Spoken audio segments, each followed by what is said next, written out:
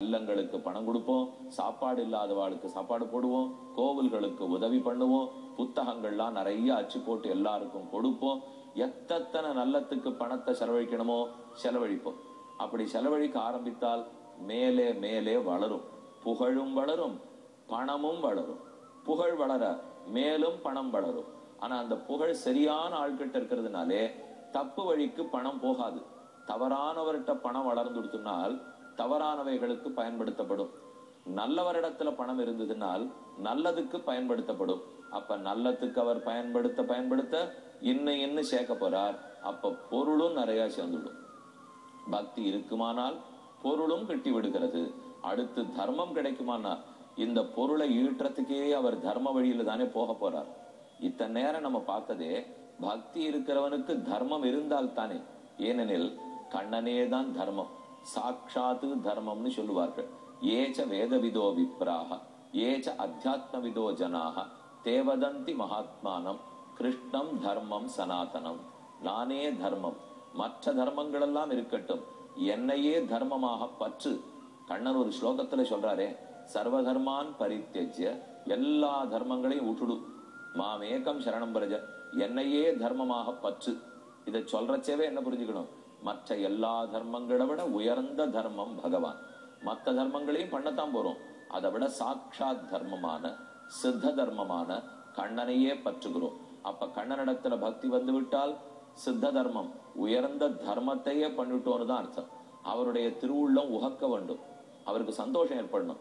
கண்ணனுக்கு மகிழ்ச்சி ஏற்படுத்துறதுக்காக எல்லா தர்ம காரியங்களையும் ஈடுபட ஆரம்பிச்சுடுவோம். அப்ப நமக்கு தர்மமும் வந்துடுத்து. தர்ம காரியங்களில் ஈடுபட்டு பொருள் நல்ல வழியில் செலவழிக்கப்பட்டால் மேலும் மேலும் பொருள் சேரும். அப்ப பணமும் சேர்ந்து போச்சு.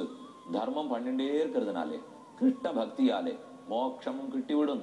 அப்ப உயர்ந்த முக்தியும் கிட்டித்து ஒரு பக்தி கிடைச்சுடுத்தினால் மத்த அத்தனையுமே கிடைக்கிறது பத்திடா. அதனாலதான் கண்ணன் சொல்லச்சே, எதுவா இருந்தாலும் பக்தி தான் ஆதாரம், அதை பற்றி கொண்டாயானால் மத்த அத்தனையும் கிடைக்கும். இப்ப இந்த நாளுக்கு எவ்வளவு நெருக்கம்! தர்மமும் அர்த்தமும் விட்டே விலகாது, காமமும் மோட்சமும் விட்டே விலகாது. காம மோட்சங்கள்னா கிருஷ்ண பக்தியும் கண்ணனுடைய திருவடிகளை அடைதலாகிற மோட்சமும், அது ரெண்டும் விட்டு பிரியாது. தர்மமும் அர்த்தமும் விட்டு பிரியாது. நாம தர்ம காரியங்களில் ஈடுபட்டால் மேல மேல பொருள் வளரும். அதனால ஒரு தப்பு அபிப்பிராயம் இருந்தா இன்னியோடு அதை விட்டுடுவோம். யாருக்கும் ஒன்னும் கொடுக்காமல் சேமித்து வைத்தால்தான் பணக்காரராகலாம் என்கிற நினைவு வேண்டாம். அது தவறான நினைவு, அது பெருமானுக்கு பிடிக்காத நினைவு. ஏன்னா மனு பகவான் எழுதி வச்சிருக்கார், நம்முடைய சம்பாத்தியம் என்னவோ அதை 6 பகுதியா பிரிச்சுக்கோ. ஒரு பகுதியை கிட்டத்தட்ட 16% வரும்னு வச்சுங்க. ஒரு பகுதியை தர்ம காரியத்துக்கு பயன்படுத்து. இன்னைக்கும் பல பேர் அதன் முறைப்படி நடக்கிறார்கள். ஏன்னா மனு என்ன சொன்னாரோ, யத்வை மனு ரவதது தத் பேஷஜ, அதுதான் நம் வாழ்க்கைக்கு மருந்து. தேவையற்று எங்கே எத்தை தின்னால் பித்தம் தெளியுமென்னு தேடி போக வேண்டாம். நமக்குன்னு மனு எழுதி வச்சிருக்கார். 6 1 மடங்கு நம்ம எவ்வளவு சம்பாதிக்கிறோமோ அதுல 6 1 பங்கே தர்ம காரியத்துக்கு செலவழிக்கணும். 10 ரூபாய் சம்பாதிச்சோம்னாலும் ஏதோ கொடுக்கணும், 1,00,000 ரூபாய் சம்பாதிச்சோம்னாலும் ஏதோ கொடுக்க வேண்டும். ஓரளவுக்காவது தர்மம் செய்தால்தான் பொருள் நம்மிடத்தில் நிலைக்கும். ஏன் பொருள் கிடைக்கிறது எதனாலேன்னு யோசிப்போமா? கண்ணன் கீதையில சொல்றார், எது வேணும்னாலும் அர்ஜுனா நீ எங்கிட்ட தான் வந்தாகணும். எங்கிட்ட 4 பேர் வருகிறார்கள். சதுர்விதா பஜந்தே மாம் ஜனா சுகிருத்தினோ அர்ஜுன ஆர்த்தோ ஜிக்ஞாசுர் அர்த்தார்த்தி ஞானீச்ச வரதர்ஷப. பொருள் வேண்டியவனும் வருகிறான், ஆத்மாவையே அனுபவிக்க வேண்டியவனும் வருகிறான், பெருமானை அடைந்து அவனோட இன்பம் தூக்க நினைப்பவனும் வருகிறான். 3 வகைப்பட்டவர்களும், அதுல உள்ளுக்குள்ள ஒரு பேதத்தோட 4 வகைப்பட்டவர்களும் வருகிறார்கள். அப்ப நமக்கு சொத்து 10 வேணும்னா கூட அதே பெருமானிடத்துல தானே போய் பிரார்த்திக்கிறோம். அப்ப பக்தி இருந்தால் மத்தனையும், தர்மம் இருந்தால் பொருள் கிட்டும். தர்மமும் பொருளும் ஒரு நாளும் விட்டு பிரியாது. இது ரெண்டும் தனித்தனி. தர்ம காரியங்களில் ஈடுபடுறவாள்லாம் லோபிகளா இருப்பா, ஏதோ செலவழிச்சுட்டு இருப்பா, கண்டபடிக்கு தங்கிட்ட இருக்கிற பணத்தை விட்டுடுவா அப்படின்னு நினைத்துக்கவும் கூடாது. பார்த்து ஜுடிஷியஸா செலவழிக்க வேண்டும். செலவழித்தது நல்ல காரியத்துக்காக இருந்தால் தன்னடையே பணம் நம்மிடத்தில் வளரும்.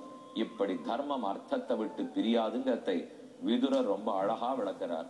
அர்த்த சித்தின் பராம் இச்சன்னு தர்மவேபாதிதரேது நகி தர்மாத் அபைத்யர்த்தா ஸ்வர்கலோகாத் இவ அமிர்தம். எப்படி சொர்க்கலோகத்தை விட்டு அமுதம் பிரியாதோ, அமுதம்னு சொன்னா தேவர்களுக்காக பகவான் 1000 தோள்களை கொண்டு பார்க்கடலை கடைந்தார். அதிலிருந்து அமுதத்தை எடுத்து தேவர்களுக்கு கொடுத்தார். எப்போதும் அமுதம் தேவலோகத்தில் இருக்கும். அமுதத்தை சாப்பிட்டால் சாகாவரம் கிட்டும், மரணமே ஏற்படாது. அதனாலதான் அமரர்கள் என்ன தேவர்களுக்கு பெயர். மரணமே இல்லாதவர்கள். அமுதமும் தேவலோகமும் எப்படி பிரியாதோ அதே போல தர்மமும் பொருளும் ஒரு நாளும் விட்டு பிரியாது. தேவலோகத்து அமுதம் கீழ்லோகத்துக்கு வருமா? அங்குதானே எப்போதும் இருக்கும். பகவான் என்னைக்கு தேவர்களுக்கு அமுதத்தை கொடுத்தாரோ அவரே அமுதம், ஆறாத அமுதம். அவர் அமுதத்தை கடைந்து தேவர்களுக்காக கொடுத்துட்டார். அதே போல கண்ணனே தர்மம், நிலை நின்ற தர்மம். அவர்தான் நமக்கு பொருளையும் கொடுப்பார். கண்ணனாகிற அமுதம் தேவலோகத்தில் இருக்கிறார். கண்ணனாகிற தர்மத்தை பிடித்து கொண்டோமானால் பொருள் நிரம்ப ஈட்டலாம். அப்ப தர்ம வழியிலேயே தர்மத்தை செய்தே பொருளை சேர்க்க வேண்டும். தர்மத்தை விடுத்து பொருள் சேராது. உயர்ந்த கருத்தை இன்னைக்கு நாம பார்த்தோம். தீபம் ஆயுள் பாரதத்தில் தர்மம்